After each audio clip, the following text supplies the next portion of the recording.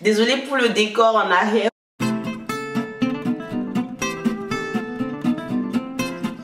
Déjà, c'est pas chez moi ici, c'est chez ma petite soeur. Là, je suis là temporairement, le temps de partir dans ma nouvelle ville, de me trouver un nouvel appartement. Donc, c'est un peu le bordel. C'est principalement de ma faute. Après, je dois voyager dans comme 1 heure. Puis, c'est vraiment le créneau libre que j'ai trouvé maintenant pour faire ma vidéo. Et ça me tenait à cœur de la faire. Donc, voilà, le décor, c'est vraiment une vidéo un peu à la va-vite. Mais j'espère qu'elle va vous plaire pareil. Comme je l'ai dit plusieurs fois dans plusieurs de mes vidéos, c'est hyper important de mener ses recherches avant de venir ici. Mener ses recherches par rapport au logement, par rapport à la vie ici c'est comment, par rapport aux études, par rapport à plein de choses. Puis on n'a pas tout dans ce réflexe là où souvent on veut faire les recherches mais on ne sait pas forcément où chercher. Sur Kijiji, vous pouvez absolument tout trouver, c'est façon de parler, mais vous pouvez trouver beaucoup de choses en fait. Pour ceux qui s'en viennent puis qui ne savent pas forcément comment s'y prendre pour le logement, qui se demandent comment ça va se passer et tout, Kijiji c'est vraiment la solution pour vous. Mon appartement à Québec, je l'ai aménagé grâce à Kijiji, mes meubles je les ai achetés sur Kijiji. Et bien, mon skateboard que vous voyez là, est-ce que vous voyez mon skateboard? Donc mon skateboard aussi je l'ai acheté sur Kijiji à pas du tout cher. Je dis toujours, première session, prenez 4 cours. Ne prenez pas de risque à prendre 5 cours. Parce que 5 cours, ça peut être rapidement prenant. Surtout si vous voulez travailler à temps partiel à côté. Il ne faut pas prendre le risque de couler des cours ici. Donc moi, ce que je conseille, c'est que première session au moins, prenez 4 cours. Et si vous voyez qu'avec 4 cours, c'est extrêmement facile, vous vous en sortez hyper bien. Prochaine session, vous pouvez prendre 5 cours. Ou ce que vous pouvez faire aussi pour ne pas prendre de retard dans votre bachelor ou maîtrise ou whatever. Vous pourrez prendre 4 cours par session, comme 4 cours l'automne, 4 cours l'hiver et 2 cours en été. Ça revient à 5 cours aussi. Pour compensateur, donc les prérequis pour être admis dans votre bac. En fait, lycée, collège, c'est 13 ans. Puis dans le système français, lycée, collège, c'est 12 ans. Donc quand vous allez arriver, ils vont dire, oh, mais ouais, vous avez fait 12 années de pré-universitaire. Puis ici, c'est 13 ans. Donc on va vous faire prendre 1 année de cours compensateur. Les cours compensateurs, ils ne comptent pas dans votre bachelor. J'ai côtoyé des gens, je connais des gens qui sont venus, qui ont pris 1 année de cours compensateurs, des cours de mathématiques, des cours de je sais pas trop quoi, d'histoire, des cours bizarres comme ça, qui vont même pas compter dans leur programme. Donc, c'est 20 000 $ dans du caca. Quand vous arrivez, puis si malheureusement on vous a collé 1 année de cours compensateur et que ça ne vous tente vraiment pas de mettre 20 000 $ dans du caca, ok, vous pouvez aller voir votre faculté, votre conseiller et essayer de négocier pour qu'on vous enlève des cours. C'est tough, puis tout le monde n'est pas à l'aise de faire ça. Mais j'ai vu des gens pour qui ça a marché. Je ne garantis pas à 100% qu'ils vont enlever tous les cours ou que même ils vont diminuer les cours ou tout ce que vous voulez, mais qui ne tente rien n'a rien. Les études libres, on n'en parle pas. Les gens ne connaissent même pas l'existence. Donc, c'est quoi le principe des études libres? C'est en fait, vous arrivez, vous prenez des cours au hasard. Donc, pour les étudiants étrangers, vous avez droit à 1 année d'études libres. Donc, vous piochez des cours que vous prenez. Vous n'êtes admis dans aucun programme d'études. Et quand vous réussissez ces cours-là, vous pouvez maintenant appliquer pour entrer dans un programme d'études. Et là, on vous crédite les cours que vous avez pris. Admettons, ok, vous arrivez en études libres, vous prenez cours de comptabilité, cours de finance, cours de management, cours de marketing. Et vous n'êtes pas inscrit dans aucun programme, mais vous prenez ces cours-là. Et l'année qui suit, vous dites, oh ben, moi j'ai envie d'aller, j'ai envie de commencer, de faire un bachelor en finance. C'est sûr que tous ces cours-là seront crédités par exemple parce qu'ils comptent vraiment dans le bachelor en finance. Mais si vous aurez pris mathématiques 1, cours de physique, ensuite finance, comptabilité, les cours de mathématiques, cours de physique, cours tous les cours pas en rapport avec le programme, là, ils n'auraient pas été crédités par exemple. Donc ça aussi, c'est quelque chose que les gens ne savent pas. Ils ne sont pas conscients qu'ils ont cette option-là. Même si c'est juste 1 année, ça peut vous sauver.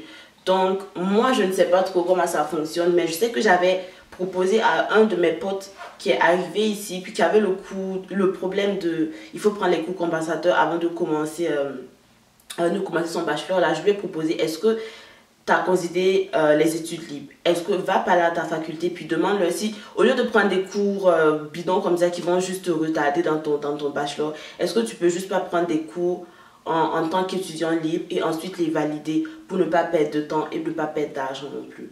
Donc c'est à creuser. Moi, je n'ai pas creusé, je l'ai pris à la surface.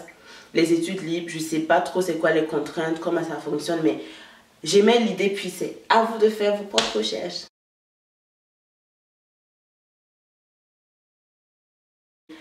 Faire ami avec les profs. Vraiment, moi là, shame on me, parce que tout mon bac, je retenais même pas les noms de mes profs, tellement ça ne m'intéressait pas du tout.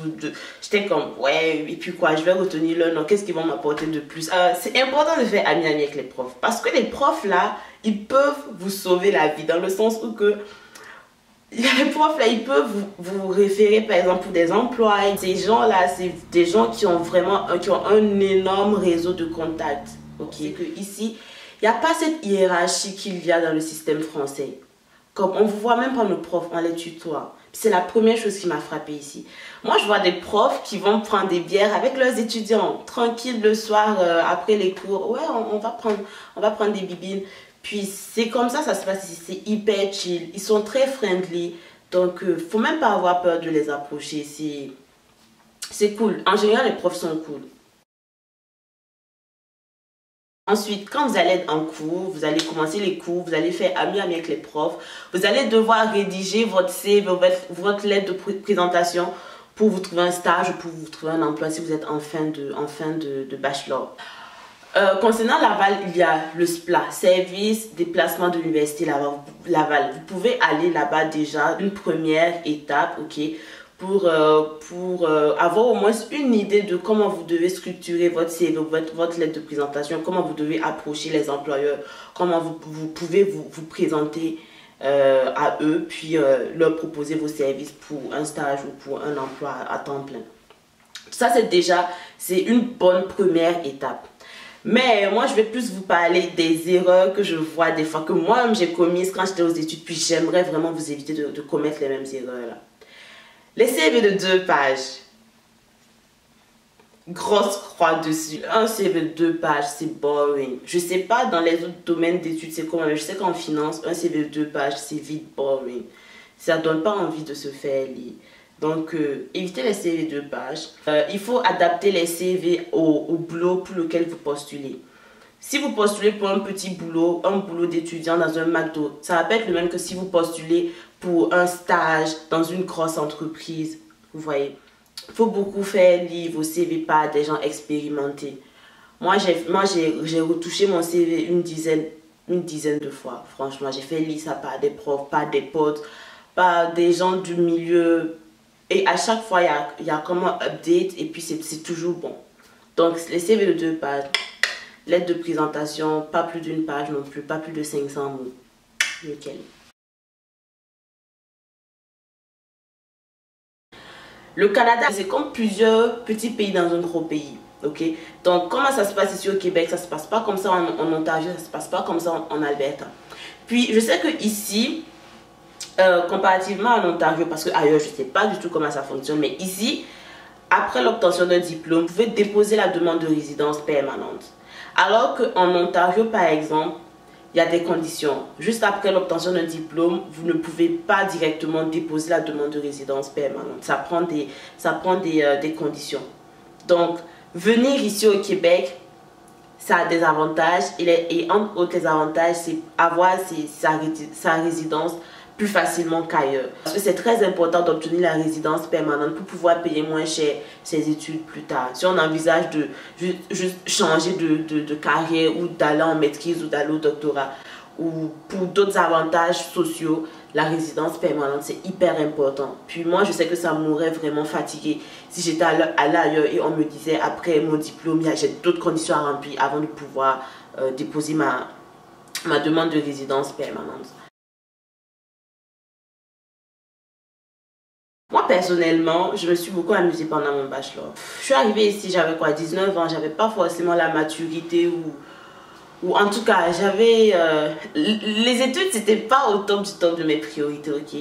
Puis, je me suis ramassée à la fin de mon bac avec un GPA à la hauteur de mes capacités, puis là j'en paye les conséquences. Que oui, vous êtes jeune, vous devez vous amuser, vous devez sortir. Amusez-vous, honnêtement, on n'est pas jeune 10 fois dans la vie, hein, on est jeune qu'une seule fois et c'est en ce moment. Donc amusez-vous, mais ne soyez pas dans l'excès. Parce que vous êtes là avant tout pour vos études. Et vos parents payent hyper cher pour que vous soyez là, hyper cher.